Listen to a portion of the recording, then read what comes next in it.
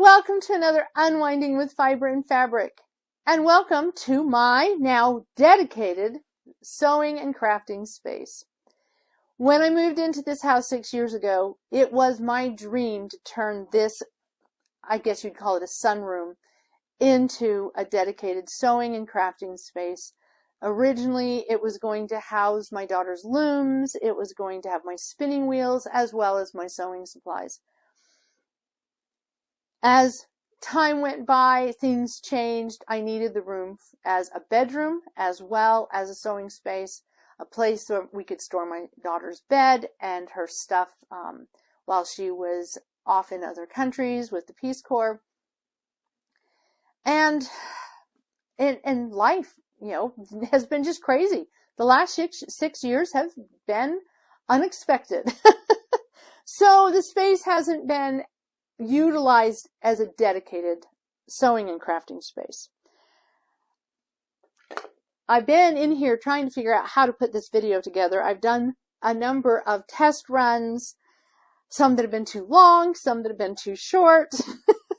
And I've been spinning up the silk that I dyed up ages ago now. I've actually finished spinning the first cap. So this time I'm going to make sure to split the cap into two before I start spinning it. But every time I've been trying to do the video, I find myself getting into the spinning. I find myself getting distracted. I'm not really sure where I'm supposed to go with it. So I am going to start over again, this time with a new, vibrant silk cap. We're going to try a little spinning. I'm going to tell you a little bit about my sewing room, show you some photos, show you maybe some video clips, and we'll just see where we get to. So I hope that you have a project at hand and are ready to do some unwinding with fiber and fabric, because that is what is on tap, I hope.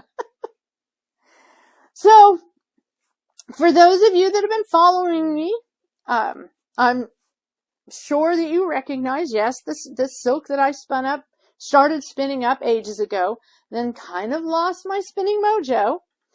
My spinning mojo seems to be back. I'm excited to be in this space. I've already created a couple wall hangings for here, including one that I finished. Made start to finish yesterday.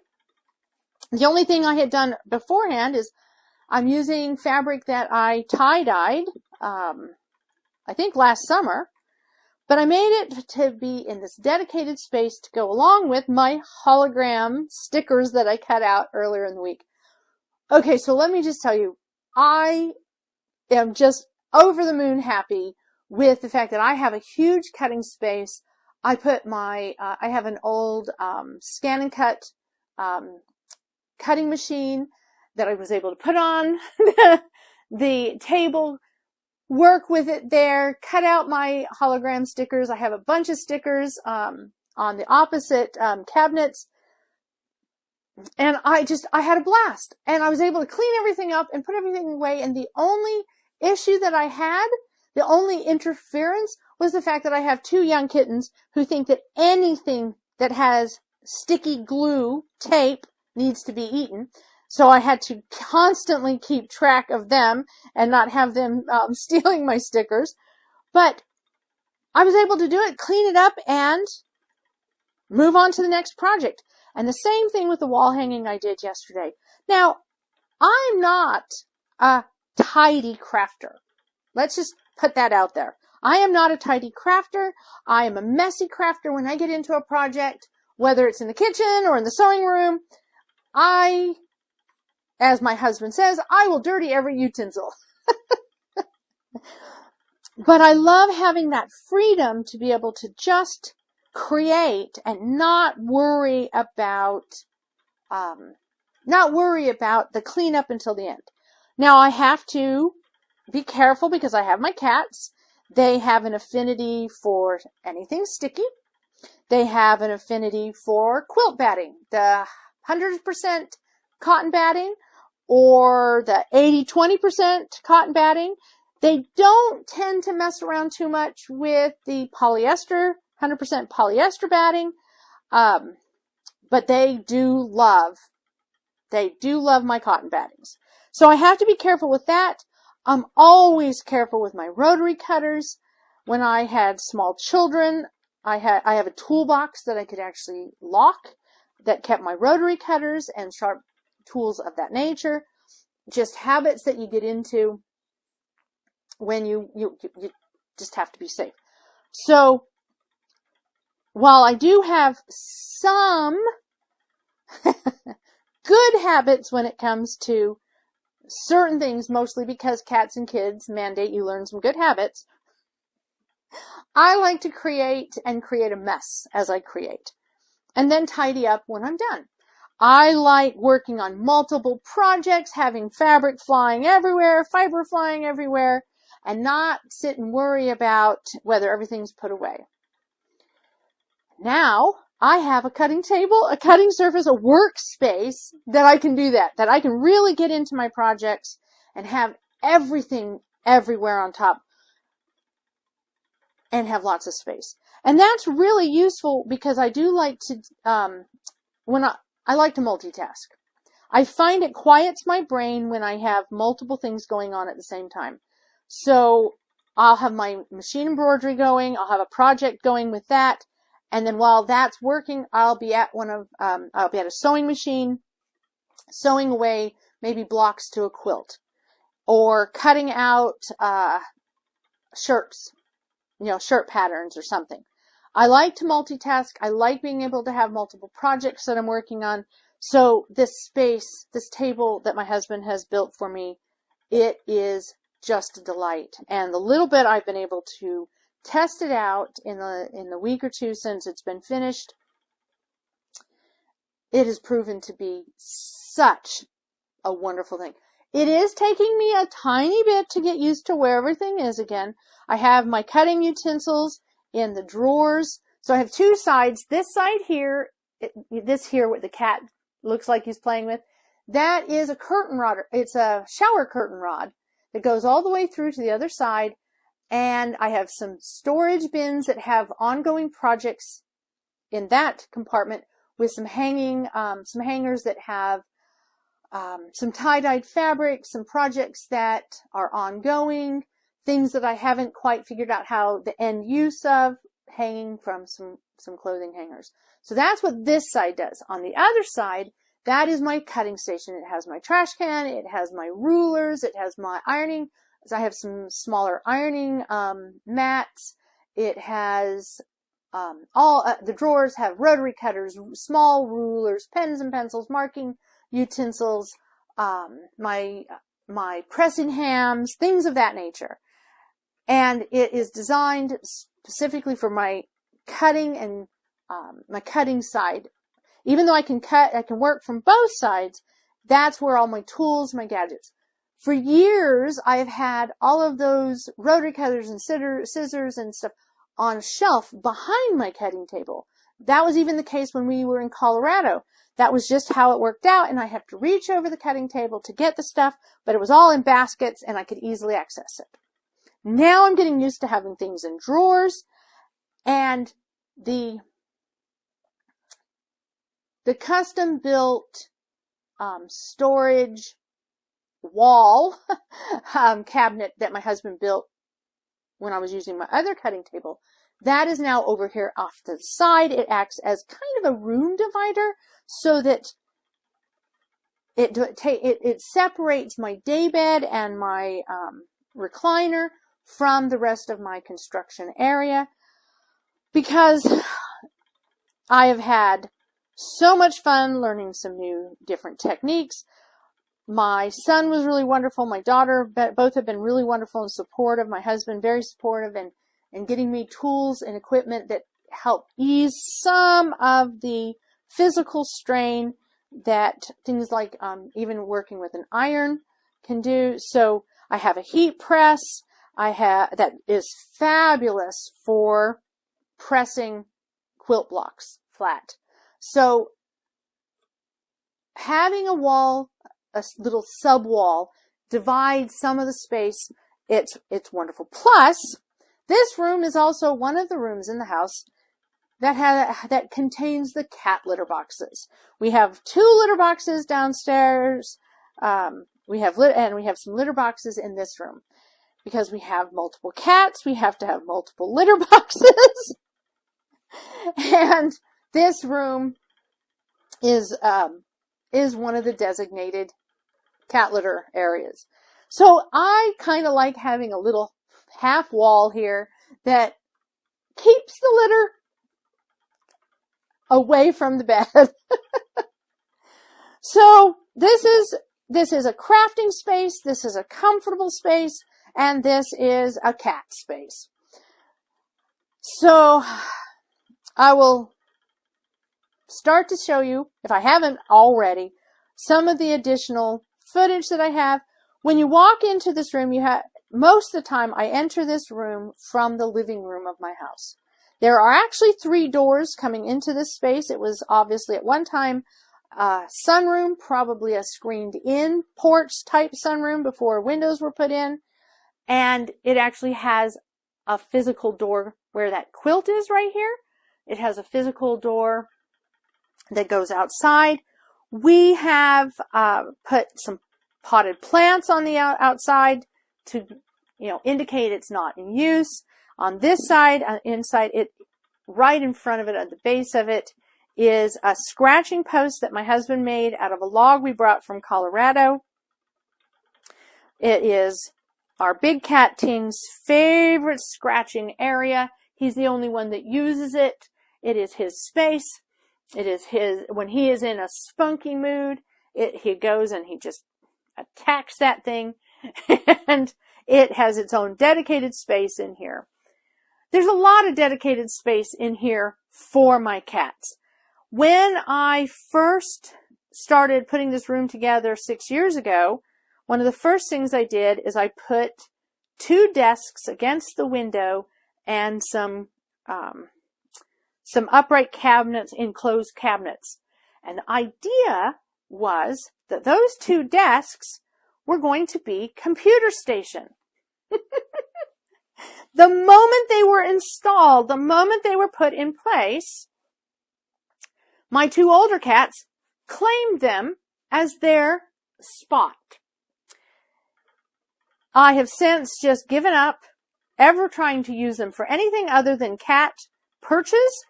They have currently on them, there is a poof that our young cat Ringo, our black and white Ringo, he claims that as his bed. There are 2 knitted blankets that sit in front of the windows, and now there's a cube that resides there that allows for a spot inside.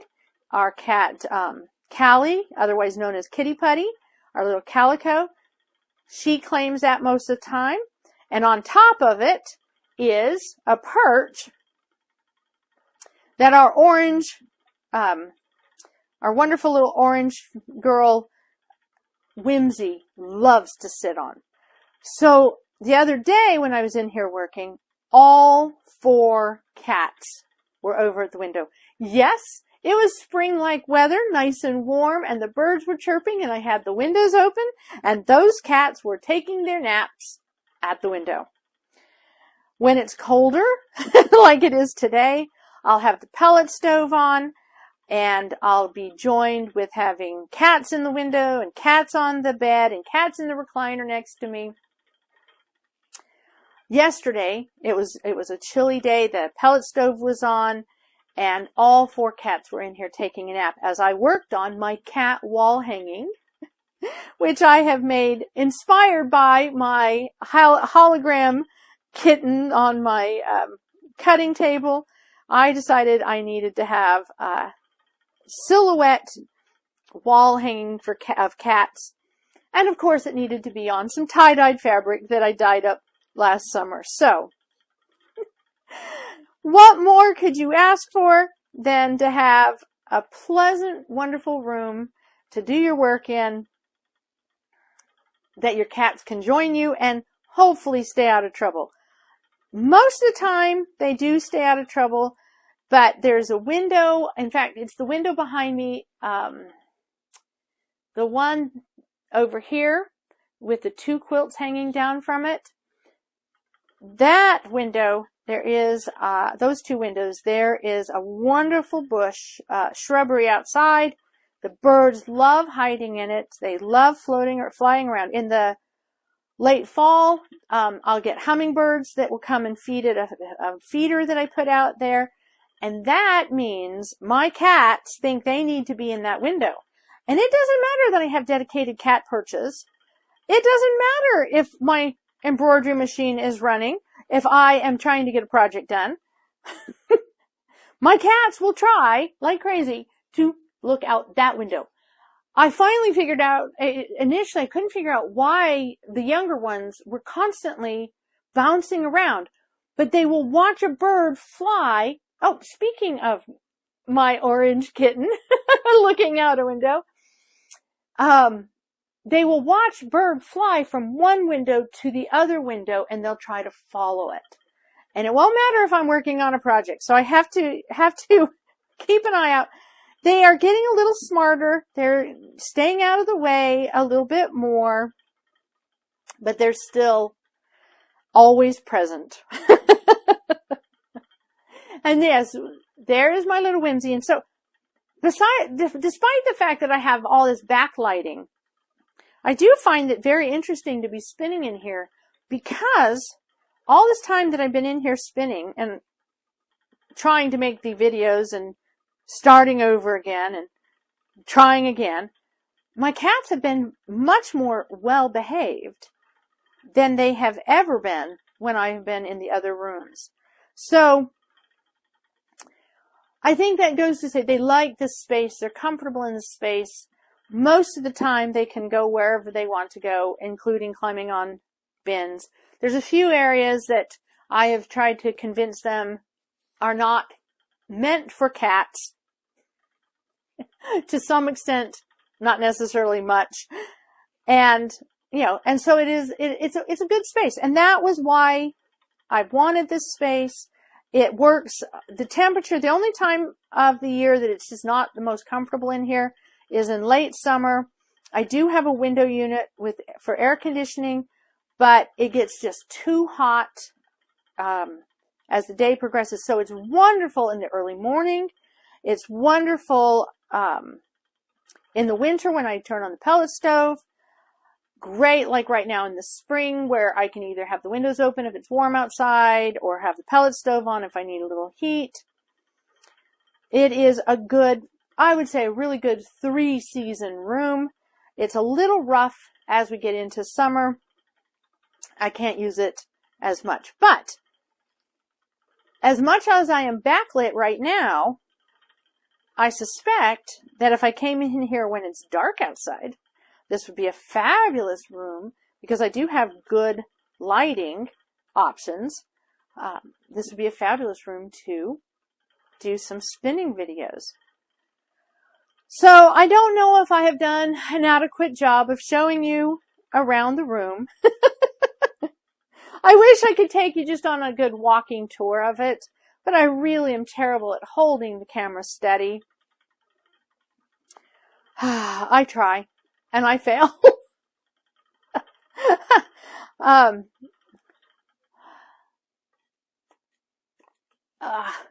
But I have enjoyed spinning and sharing a little bit about the space. I have to give credit where credit is due. This space would not be possible without my absolutely fabulous husband, not just from his skill that he's put into making the things for me to customize what I need, but just the support that he gives in providing me a comfortable place to spend my time, to spend my days. And clearly, it gives me joy. It calms me. It's great therapy to be in here, but it was never something I really expected to have such a need of. I've been reflecting a great deal these last weeks, these last days. It's been a great time of reflection. I'm starting to feel the joy of spring, the energy of spring, my creative mojo, my spinning energy is coming back. But it causes me to reflect on, especially in doing this room. 6 years ago, my plans, there are some things that are similar. There are so many things that are different.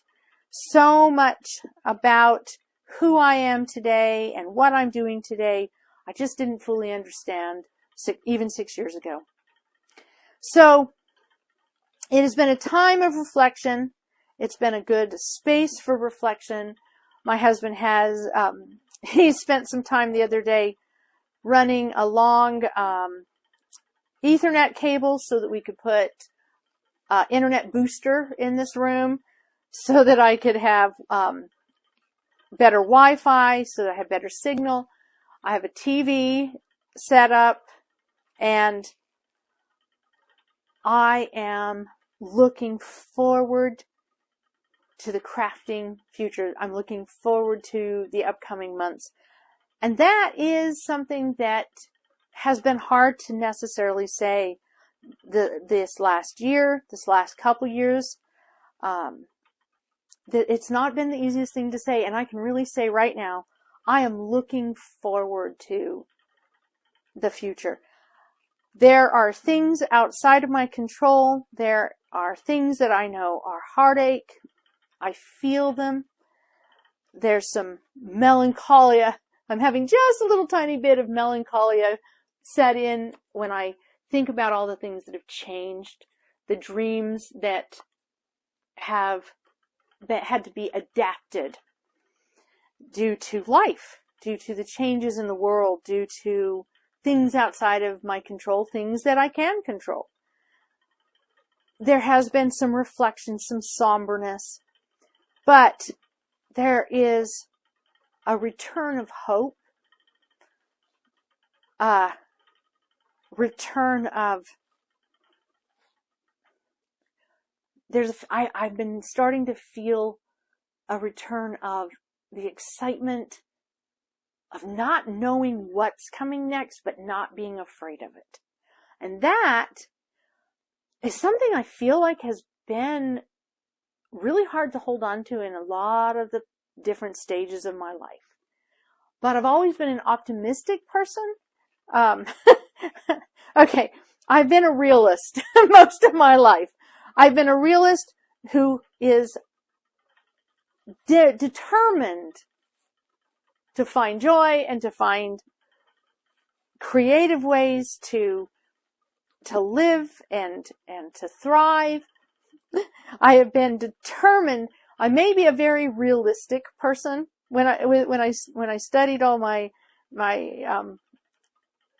when I did all my studies in politics and history and diplomacy and the history of war, I am very much in the school of realpolitik. I am very realistic. I am not a romantic.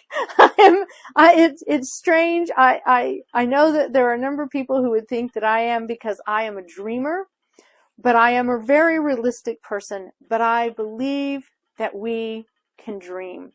I believe that we can plan for a future and work hard to try to get there. I believe we have to make adjustments, that we have to take sometimes the bitter with the sweet.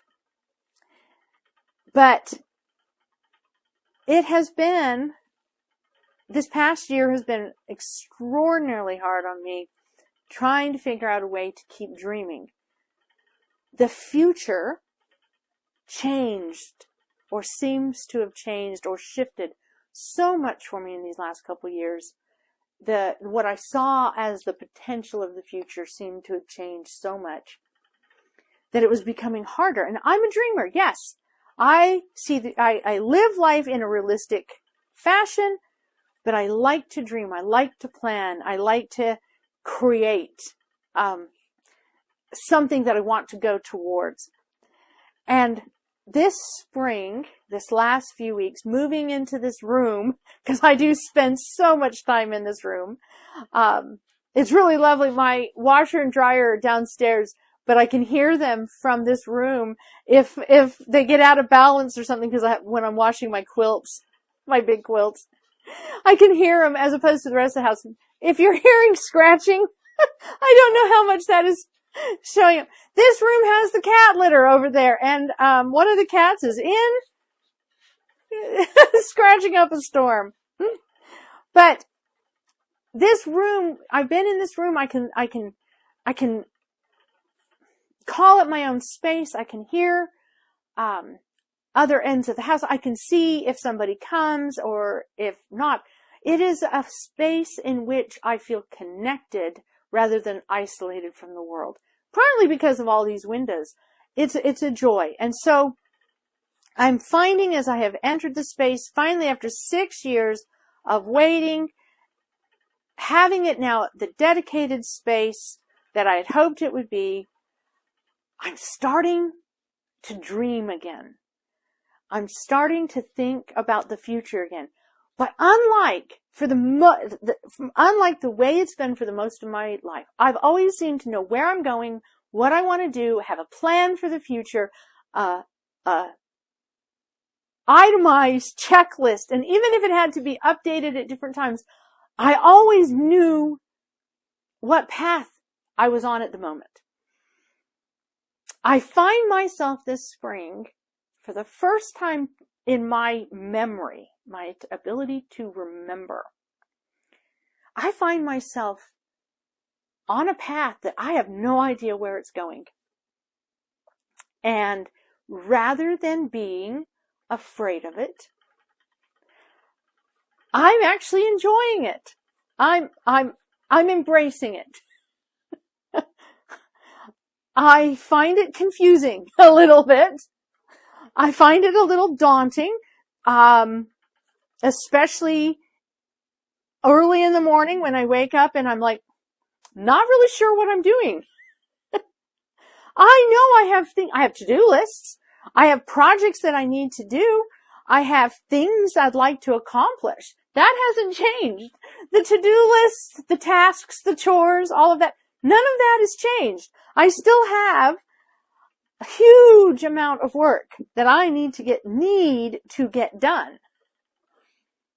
But I don't have an agenda that has to be followed. I don't have a time frame.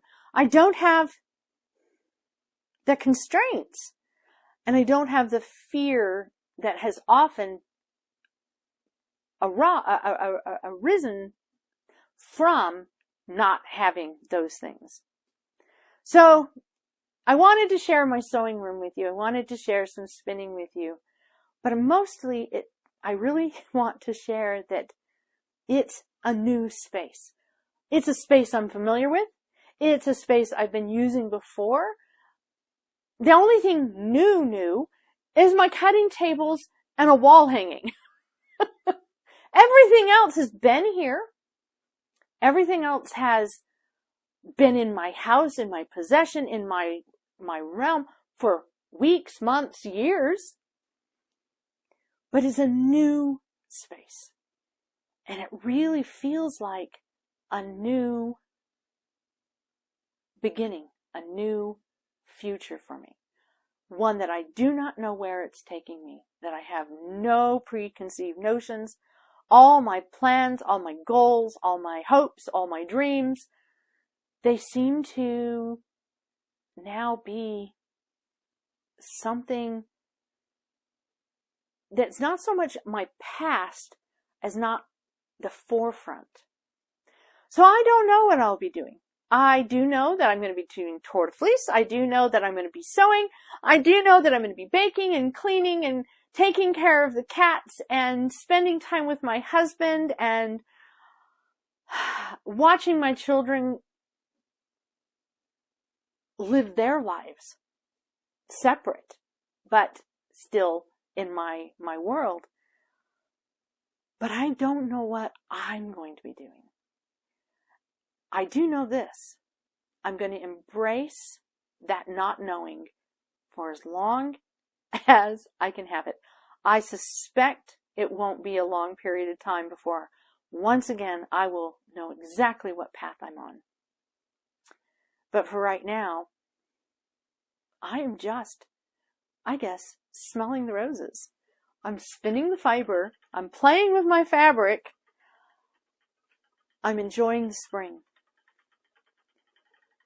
And that, for me, that just enjoying the moment, that's a long time coming. That is a beautiful, rare experience for me. So I hope that you've enjoyed whatever this video is. I hope that you take time to unwind with fiber and fabric. And I hope that you will join me again in a couple of weeks when I bring you another video. Until then, best wishes. Oh yeah, I forgot my English paper piecing block. I did get one made up for this week. Be sure to check out my blog, pithyponderings.com, if you'd like to have the pattern. Information is in the description box below this video. So, until I see you again, happy unwinding with fiber and fabric.